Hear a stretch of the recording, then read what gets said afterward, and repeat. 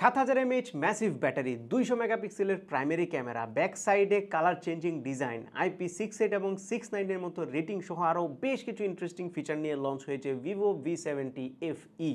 But গত কয়েকদিন ধরে এই ফোনটা একটু ঘাটাঘাটি করতে গিয়ে কিছু কিছু জিনিস আমাদের কাছে মনে হয়েছে খুব একটা বেশি ভালোও না। সো আজকের এই ভিডিওতে এই ফোনটার কী কী ভালো দিক আছে এবং কী কী খারাপ দিক আছে এই সব কিছু ডিসকাস করবো আপনাদের সাথে। চলুন আমরা আমাদের এক্সপিরিয়েন্স থেকে এই ফোনটার একটা ইনডেপথ রিভিউ করি। V70 সিরিজে ভিভো দুইটা ফোন লঞ্চ করেছে, একটা হচ্ছে রেগুলার V70 আর একটা হচ্ছে V70 FE। আজকে আমরা V70 FE তে ফোকাস করবো, শেষের দিকে V70 নিয়ে সামান্য একটু সামারি আপনারা পেয়ে যাবেন, বাট আমাদের মূল ফোকাস আবারও বলছি V70 FE তে। এই ফোনটা দুইটা কালারে লঞ্চ হয়েছে, একটা হচ্ছে মিউজ পার্পল আর একটা হচ্ছে ওশেন ব্লু। আমাদের হাতে মিউজ পার্পল কালার ভেরিয়েন্টটা আছে এবং এই কালার ভেরিয়েন্টের পেছনের দিকে কিছুটা ফ্লাওয়ার টাইপের একটা ডিজাইন দেওয়া হয়েছে এবং এই ফ্লাওয়ারটার কালার লাইটের সাথে কিছুটা চেঞ্জ হয়। ফোনটা এদিক ওদিক ঘোরালেই কিছুটা শিফটিং আপনারা খেয়াল করতে পারবেন এবং উপরের দিকে পার্পল কালারের একটা অ্যাকসেন্ট আছে, যে কারণে এটাকে মিউজ পার্পল বলা হচ্ছে। ইভেন ফোনের ফ্রেমটাতেও পার্পল কালারের একটা অ্যাকসেন্ট আছে, সেই সাথে ভার্টিক্যাল ক্যামেরা হাউসটাও দেখতে বেশ সুন্দর লাগতেছে। ফোনটার ডান পাশে ভলিউম বাটন এবং পাওয়ার বাটন আছে, উপরের দিকে আছে secondary noise cancellation microphone, secondary speaker এবং একটা আয়ার ব্লাস্টার।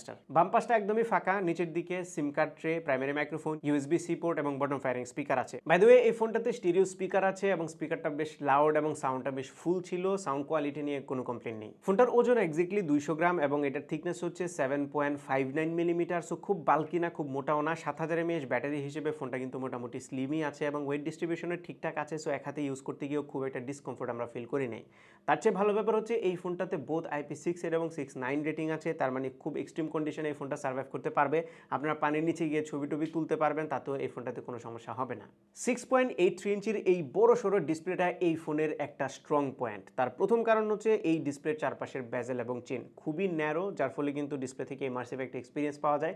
1.5K রেজুলেশনের এই ডিসপ্লেতে 120 হার্টজ রিফ্রেশ রেট আছে। এটা একটা OLED display by the way. সেই সাথে ডিসপ্লেটা এনাফ ব্রাইটও, এটার HBM 1900, সেই সাথে HDR10+ সার্টিফিকেশন আছে এবং এটাতে P3 ওয়াইড কালার গ্যামোটো সাপোর্ট করে। সো ওভারঅল এই ডিসপ্লেটা খুবই ভালো ছিল। এটার ইউজার এক্সপিরিয়েন্স যেরকম ভালো ছিল, সেই সাথে টাচ রেসপন্স ভালো ছিল, ডিসপ্লের কালারের প্রোটেকশন খুবই ভালো, ক্যামেরার যে কাটআউটটা সামনের দিকে সেটাও মাঝারি সাইজের, যার ফলে ওভারঅল এই ডিসপ্লেটা থেকে ইউজিং এক্সপিরিয়েন্স অসাধারণ ছিল। বাট যেই জিনিসটার এক্সপিরিয়েন্স মোটেও অসাধারণ ছিল না, সেটা হচ্ছে এই ফোনটার ইন্টারনাল পারফরমেন্স। সো আমরা একটু ইন্টারনালস নিয়ে কথা বলি, তার আগে আপনাদেরকে এই ফোনের প্রাইসটা জানাই দিই। সো এই ফোনটা বাংলাদেশের বাজারে দুইটা ভেরিয়েন্টে লঞ্চ হচ্ছে, একটা হচ্ছে 8/256GB আর একটা হচ্ছে 12/256GB।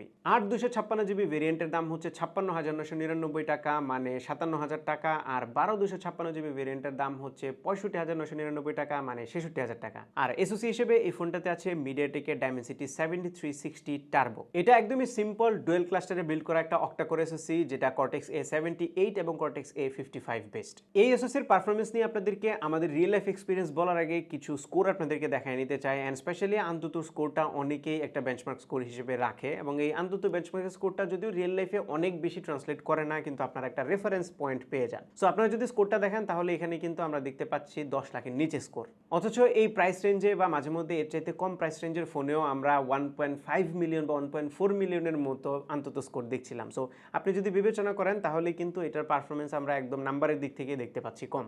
এর বাইরে আরও কিছু বেঞ্চমার্কের স্কোর আপনাদেরকে দেখিয়ে দিচ্ছি। পাশাপাশি এই ফোনটাতে আমরা স্ট্রেস টেস্টও করেছিলাম, যদিও স্ট্রেস টেস্টে পারফরমেন্সের স্ট্যাবিলিটি খুবই ভালো ছিল। নাও রিয়েল লাইফ পারফরমেন্সের কথা যদি বলি, টু বি অনেস্ট এই প্রাইসে যখন একটা ফোন কিনবেন তখন আপনি একটা স্মুথ, ইজি টু ইউজ, কোনো ধরনের ল্যাগ ফ্রি একটা ফোন চাইবেন, অ্যান্ড এই ফোনটা অ্যাকচুয়ালি আপনি ডে টু ডে লাইফে ইউজ করতে গেলে সেরকমই ফিল পাবেন। হার্ডওয়্যার পারফরমেন্সের পাশাপাশি এটা সফটওয়্যার পারফরমেন্সও কিন্তু আপনার ভালো ফিলিংয়ের পেছনে বড় একটা ভূমিকা পালন করে, অ্যান্ড এই ফোনটার যে সফটওয়্যার Origin OS 6, যেটা বেসড অন Android 16, সেটা আপনাকে কাইন্ড অফ সেরকমই ফিল দেবে। অ্যাপ ওপেনিং ক্লোজিং একদমই স্মুথ ছিল, হেভি মাল্টিটাস্কিংও এই ফোনটা দিয়ে করা যাচ্ছিল, কোনো অসুবিধা নাই। এবং এই Origin OS, যেটা যারা জানেন না এখনো পর্যন্ত, ভিভোর Origin OS 6 কিন্তু অনেক বেটার হয়েছে, আগের চাইতে অনেক ইমপ্রুভ হয়েছে।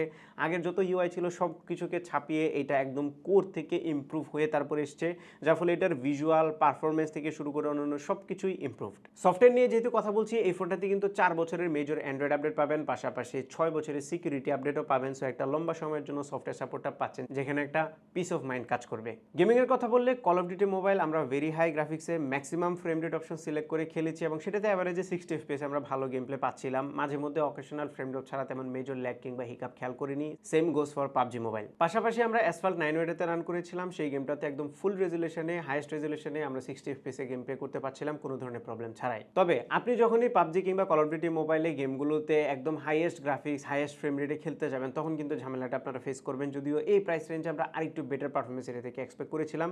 তবে একটা জায়গাতে ভালো, সেটা হচ্ছে আপনি লম্বা সময় গেম খেলার পরেও পারফরমেন্সে ইনস্টেবিলিটি খুব একটা বেশি দেখবেন না। সেই সাথে ফোনটা এক্সেসিভ হিটও হয় না, এটাতে ভেপার চেম্বার ইউজ করা হয়েছে, যার ফলে কিন্তু ফোনটা মোটামুটি ঠান্ডা থাকে। ঠান্ডা বলতে হিটটা খুব একটা বেশি ফিল হয় না আর কি হাতে, বা ওভার হিট হয়ে একেবারে থ্রটল করবে ওইরকম প্রবলেমগুলো আমরা পাচ্ছিলাম না। এবার চলুন ক্যামেরায় আসি। সো এই ফোনের যে প্রাইমারি সেন্সরটা, এটা হচ্ছে 200 মেগাপিক্সেলের একটা OIS আলট্রা ক্লিয়ার ক্যামেরা, এবং এই ক্যামেরাতে যে সেন্সর ইউজ করা হয়েছে সেটা হচ্ছে স্যামসাং এর HP5। সাথে সেকেন্ড যে ক্যামেরাটা আছে সেটা হচ্ছে 8 মেগাপিক্সেলের একটা আলট্রা ওয়াইড ক্যামেরা, এবং এখানে জাস্ট একটা ফ্ল্যাশ লাইট আছে, আর কিছুই নাই। আর সামনের দিকে 32 মেগাপিক্সেলের সেলফি ক্যামেরা। এখন অনেকেই হয়তো বা খুঁজবেন যে এত টাকা দিয়ে একটা ফোন কেনার পরে সেটাতে টেলিফোটো লেন্স কেন আমরা পাচ্ছি না। আমারও প্রশ্নটা সেটাই, যে এই দামে একটা টেলিফোটো লেন্স এখানে দেওয়া দরকার ছিল। তবে ভিভো ক্লেম করছে তাদের প্রাইমারি ক্যামেরা দিয়ে নাকি ডিজিটালি জুম করে অনেক ক্লিয়ার ছবি তোলা যায়। চলুন আমরা একটু টেস্ট করে দেখি। প্রাইমারি ক্যামেরা দিয়ে তোলা ডেলেটের ছবিগুলো দেখতে খুবই সুন্দর লাগতেছিল। ইনিশিয়ালি ছবিতে ভালো ডিটেল এবং শার্পনেস খেয়াল করতে পারছিলাম আমরা। ডাইনামিক রেঞ্জের পারফরমেন্সও ভালো ছিল, কালারগুলো খুবই সুন্দর ছিল, মানে কালারগুলো পপ করতেছিল এবং প্রত্যেকটা কালারই দেখতে খুব সুন্দর লাগতেছিল। সো ছবি দেখতে ভালোই লাগে। তবে জুমের কথা যদি বলেন তাহলে আপনি সর্বোচ্চ 3x পর্যন্ত মোটামুটি মানের ছবি পাবেন। এর বেশি যখন আপনি ডিজিটালি জুম করতে যাবেন তখন কিন্তু ডিটেলের পরিমাণ প্রচুর পরিমাণে হারিয়ে যাবে, যদিও এআই দিয়ে একটু এনহান্স করার চেষ্টা করে, বাট ইটস নট এনাফ। সর্বোচ্চ 30x পর্যন্ত জুম করা যায়, digital zoom definitely, but 30x এর ছবিও একদমই ইউজেবল হয় না। পোর্ট্রেট মোডে এজ ডিটেকশনটা আর একটু অ্যাকুরেট হতে পারতো, মাঝে মধ্যে একটু আধটু জায়গাতে ছেড়ে দিচ্ছিল, তবে ব্যাকগ্রাউন্ডের ব্লারিনেস কিংবা ডেপথ খুব ভালো ছিল এবং দেখতে ন্যাচারাল লাগতেছিল।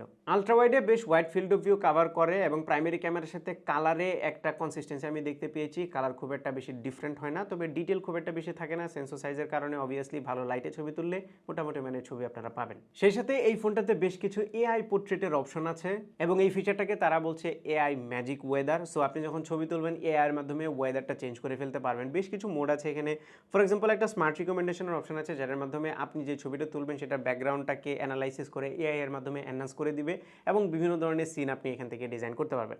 সো মর্নিং গ্লো একটা অপশন আছে, ক্লিয়ার স্কাই, ইভিনিং গ্লো, সে সাথে টুয়াইলাইট নামের একটা অপশন আছে, এবং আপনি এগুলো হচ্ছে দিনের বিভিন্ন সময়। সে সাথে আপনি চাইলে কিছু রিজিয়ন চুজ করতে পারবেন। ফর এক্সাম্পল স্নোই টাউন একটা আছে, ডেজার্ট আছে, আইল্যান্ড আছে, এবং বিভিন্ন সিজনও রিক্রিয়েট করতে পারবেন। যেমন আপনি একটা ছবি তুলবেন, সেখানে স্প্রিং সিজনটা রিক্রিয়েট করবে, বা সামার অথবা অটম অথবা উইন্টার সিজনকে আপনি রিক্রিয়েট করতে পারবেন। বাংলাদেশ এরকম গরমের মধ্যে ছবি তুলবেন, দেখতে মনে হবে আপনি বরফের দেশে আছেন। এই ধরনের এআই ইফেক্টগুলো তৈরি করতে পারবেন, and they work really nicely. তার মানে এই ছবিগুলো তুললে দেখতে অনেকটা রিয়েলিস্টিকই লাগে, যদিও আপনি বুঝবেন যে এগুলো এআই জেনারেটেড, কারণ এই যুগে আসলে মানুষ মানে অত সহজে বোকা হয় না, কিন্তু ছবিগুলো রিয়েলিস্টিক লাগে, এই জিনিসটা ভালো লেগেছে।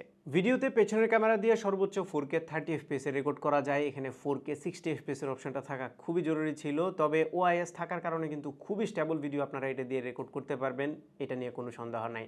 তবে ফ্রন্ট ক্যামেরাতেও 4K 30 FPS এর অপশন আছে, কিন্তু স্টেবিলাইজেশন নাই। যখন আপনি স্টেবিলাইজেশন অন করবেন, মানে EIS আছে, সেটা অন করলে 1080-30 চলে যায়, এবং সেখানে ভালো রকমের একটু ক্রপও থাকে। এবার আসি ব্যাটারিতে।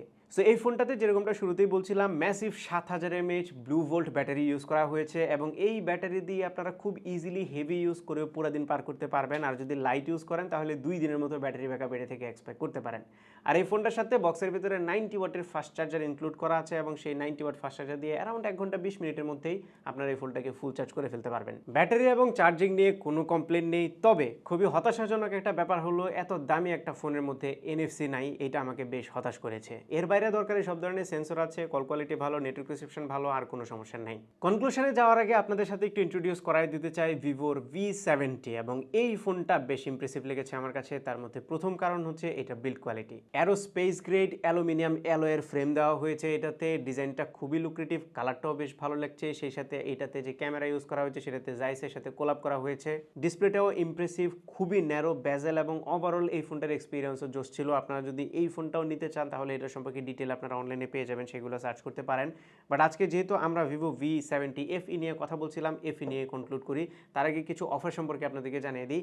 এই ফোনটার প্রি অর্ডার শুরু হচ্ছে আজকে, মানে 9 তারিখ থেকে, এবং চলবে 15 তারিখ পর্যন্ত। আর এই ফোনটা যদি আপনারা এই প্রি অর্ডার পিরিয়ডের মধ্যে কিনেন তাহলে 0% ইন্টারেস্টে 9 মাস পর্যন্ত সময় নিয়ে ফোনটা কিনতে পারবেন, যেটা অনেকের জন্য অনেক ইজি হবে। অথবা যদি আপনি EMI না নেন তাহলে এই ফোনটা যদি প্রি অর্ডার পিরিয়ডের মধ্যে কিনেন তাহলে আপনারা একটা ওয়াচ জিতে নেওয়ার সুযোগ পেয়ে যাবেন। সেটা হচ্ছে এই ওয়াচটা, রিরোর W1SE, এই ওয়াচটা জিততে পারবেন FEর সাথে। আর যদি আপনারা V70 কিনেন সেম টাইমের মধ্যে, তাহলে আপনারা রিরোর ওয়াচ W7 এটা জেতার সুযোগ পেয়ে যাবেন। সেই সাথে এই ফোনটা কিনলে আপনারা বেশ কিছু মেম্বারশিপ বেনিফিটও পাবেন, অনেকগুলো রিওয়ার্ড পয়েন্ট পাবেন, যেগুলো আপনারা পরে কাজে লাগাতে পারবেন। ফাইনালি যদি কনক্লুড করি, তাহলে আমি এক বাক্যে যদি বলি, ভিভো V70 FEটা আমাদের কাছে একটু বেশি প্রাইসের মনে হচ্ছে, স্পেশালি 8GB এবং 12GB র্যামের মধ্যে 9000 টাকা দামের পার্থক্য, যেটা হিউজ। সো আপনারা যদি কেউ এই ফোনটা কেনার কথা চিন্তা করেন, তাহলে অবশ্যই 8256টাই নেবেন। 12256 নিয়ে এত 9000 টাকা বেশি দেওয়া আমার কাছে যৌক্তিক মনে হচ্ছে না। এর বাইরে এই ফোনটার ডিসপ্লেটা অসাধারণ, ডিজাইনটা সুন্দর, বিল্ড কোয়ালিটি ভালো, আইপি রেটিং একদম হাইয়েস্ট, সো ডেফিনেটলি খুবই রাগেড ফোন হবে। এবং এই ফোনটার ব্যাটারি ব্যাকআপ ভালো, চার্জিং স্পিডও ভালো। খারাপের দিকে এই ফোনটার পারফরমেন্স আরেকটু ইম্প্রুভ হতে পারতো। এই প্রাইসে যদি কোয়ালকম স্ন্যাপড্রাগন 7S Gen 4টা দেওয়া হতো, তাহলে আমার মনে হয় আরেকটু বেশি ভালো হতো। পাশাপাশি এই ফোনটার যে ক্যামেরা, এখানে একটা টেলিফোটো লেন্স যুক্ত করা উচিত ছিল, যদিও এটার প্রাইমারি ক্যামেরার ছবি ভালো, এআই পোর্ট্রেট টোটেট এগুলোও ভালো, এবং এই ফোনটা সফটওয়্যার এক্সপিরিয়েন্সও ভালো। শুধুমাত্র পারফরমেন্সটা ইম্প্রুভ করা লাগতো, এবং এটাতে আরেকটা ক্যামেরা মানে টেলিফোটো ক্যামেরা যোগ করলে ভালো হতো, আর এনএফসিটা এই ফোনটাতে দেওয়া দরকার ছিল। এই কয়েকটাই ছিল আমাদের কমপ্লেনের বিষয়। বাকি জিনিসটা আপনারা নিজের অ্যানালাইসিস করে বুঝে নিতে পারবেন আমাদের পুরো ভিডিওটা দেখে। এই ছিল আমাদের আজকের ভিডিও। আশা করি ভিডিওটা আপনাদের ভালো লেগেছে। যদি ভালো লেগে থাকে, তাহলে ভিডিওতে একটা লাইক দেবেন, কমেন্ট করে জানাবেন কেমন লাগলো। আপনার ফ্রেন্ডদের সাথে শেয়ার করতে একদমই ভুলবেন না। আমাদের পেজে ফলো এবং চ্যানেলে সাবস্ক্রাইব করতে মাস্ট। দেখা হবে পরবর্তী ভিডিওতে। Till then take care. আসসালামু আলাইকুম।